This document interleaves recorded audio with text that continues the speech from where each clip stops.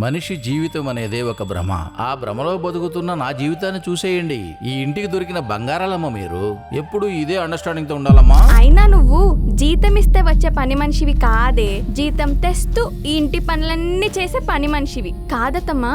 దీంతో ఇంటి పనులన్నీ చేస్తున్నాం.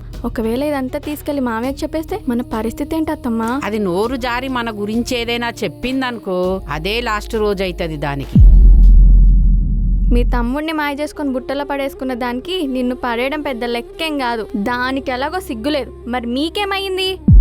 నా బాధ అంతా నన్ను కొట్టిండని కాదత్తమ్మా, ఈరోజు దాని మాటలిని నన్ను కొట్టిండు. రేపు అదే మాటలు మీ మీద చెప్తే. రే కార్తీక్ ఆగ్రా, తిననెందుకు తెచ్చావురా? లవ్ మ్యారేజ్ చేసుకున్నాడా? అవునత్తమ్మా. ఏం టోల్ మీరు? కార్తిక్ కి మెకానిక్ షెడ్ పెట్టిద్దాం అనుకుంటున్నాను. తల్లి ఎప్పుడు తన పిల్లల మంచి కోరే చెప్తుందిరా. కార్తిక్, నేను ప్రెగ్నెంట్ అయ్యాను. కార్తిక్, ఎక్కువ ఏడవకు రేఖ. ముందే కడుపుతో ఉన్నావు కదా, పుట్టేవాళ్ళు జీవితాంతం నీలానే ఏడుపు ముఖం అయిపోతారేమో. రేఖని నానా మాటలంటుంది.